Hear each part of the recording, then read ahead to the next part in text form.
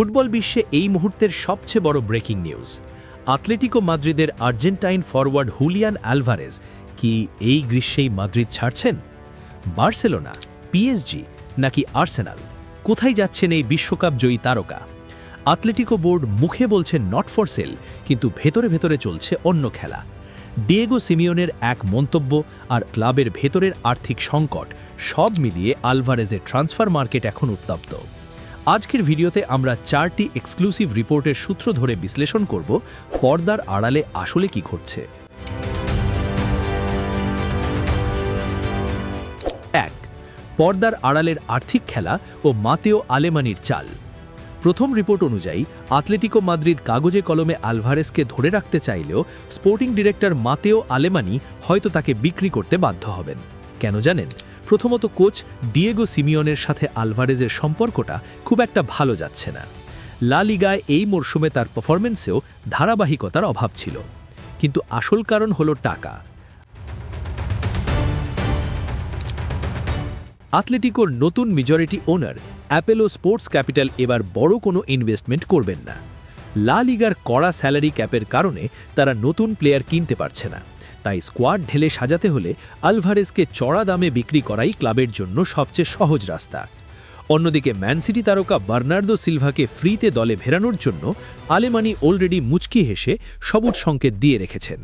অর্থাৎ সিলভা আসছেন আর আলভারেজের বিদায় ঘণ্টা বাজছে। 2. সিমিওনের বিরক্তি আর 100 মিলিয়নের বিশাল লোভ।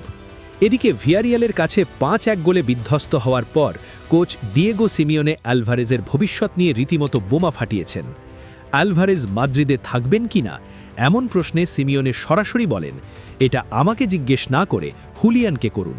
ও যথেষ্ট বড় হয়েছে এবং নিজের সিদ্ধান্ত ও নিজেই নিয়েছে।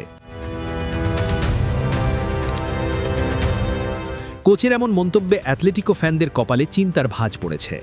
যদিও আলভারেজের কন্ট্রাক্ট 2030 সাল পর্যন্ত এবং তার রিলিজ ক্লজ 500 মিলিয়ন ইউরো, কিন্তু পিএসজি বা আর্সেনালের মতো জায়ান্টদের জন্য 100 মিলিয়নেরও বেশি অফার করা কোনো ব্যাপার নয়।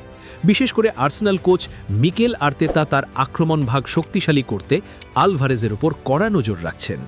তবে আলভারেজ নিজে অবশ্য এই মিডিয়া ট্রায়ালকে মিথ্যার বরফখণ্ড বা স্নো বল অফ লাইজ বলে উড়িয়ে দিয়েছেন ঠিকই, কিন্তু ধোঁয়া যখন উঠেছে আগুন তো কোথাও লেগেছেই। 3. বার্সেলোনার মাস্টার প্ল্যান এবং আলভারেজের ইচ্ছা। বিখ্যাত দলবদল সাংবাদিক ফাব্রিজিও রোমানোর দেওয়া তথ্য অনুযায়ী গল্পের নতুন টুইস্ট এসছে। আলভারেজ নাকি অ্যাথলেটিকোর নতুন কন্ট্রাক্ট রিনিউ করতে অস্বীকৃতি জানিয়েছেন। তিনি স্পষ্ট করে দিয়েছেন যে এই গ্রীষ্মে তিনি ক্লাব ছাড়তে রাজি আছেন।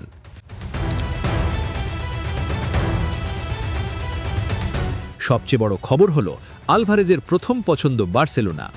রবার্ট লেভানডফস্কি দীর্ঘমেয়াদী উত্তরাধিকারী হিসেবে আলভারেজকেই দেখছেন। এর আগে অ্যাথলেটিকোর অনড় অবস্থানের কারণে বার্সা হ্যারি কেন বা জোয়াও পেড্রোর দিকে নজর দিয়েছিল, কিন্তু আলভারেজ নিজে বার্সায় আসতে চাওয়ায় বার্সেলোনা ক্যাম্প এখন দারুণ উৎসাহিত। কোপা আমেরিকা বা বিশ্বকাপের ক্যাম্প শুরু হওয়ার আগে আলভারেজ তার চূড়ান্ত সিদ্ধান্ত ক্লাবকে জানিয়ে দিতে পারেন। 4. কেন আলভারেজ অসন্তুষ্ট এবং বার্সার বাধা কোথায়?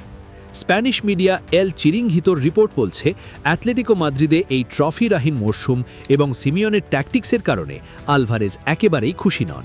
তিনি এই প্রজেক্টের উপর আস্থা হারিয়ে ফেলেছেন। তিনি লামিন ইয়ামাল এবং রাফিনার সাথে বার্সেলোনার নতুন ও তরুণ অ্যাটাকিং লাইনের অংশ হতে চান। তবে এই ডিল হওয়ার পেছনে একটা বড় কিন্তু আছে।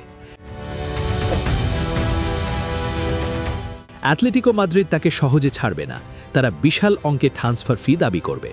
আর বার্সেলোনার বর্তমান আর্থিক অবস্থা এবং লা লিগার কড়া ফাইন্যান্সিয়াল ফেয়ার প্লে নিয়মের কারণে প্লেয়ার রেজিস্ট্রেশনে যে ঝামেলা আছে তা আমরা সবাই জানি। বার্সেলোনা যদি তাদের ফাইন্যান্সিয়াল ফ্লেক্সিবিলিটি বাড়াতে পারে, তবেই এই ড্রিম ট্রান্সফার সফল হওয়া সম্ভব। তো বন্ধুরা, আপনাদের কি মনে হয়, হুলিয়ান আলভারেজ কি সিমিওনের ডেরা ছেড়ে বার্সেলোনায় যোগ দেবেন, নাকি আর্সেনাল পিএসজির টাকার ঝনঝনানি তাকে অন্য কোথাও নিয়ে যাবে? কমেন্ট করে আপনার মতামত জানান। ভিডিওটি ভালো লাগলে একটি লাইক দিন এবং ফুটবলের এমন সব এক্সক্লুসিভ আপডেট সবার আগে পেতে চ্যানেলটি এখনই সাবস্ক্রাইব করে বেল আইকনটি অন করে রাখুন। দেখা হচ্ছে পরের ভিডিওতে। ধন্যবাদ।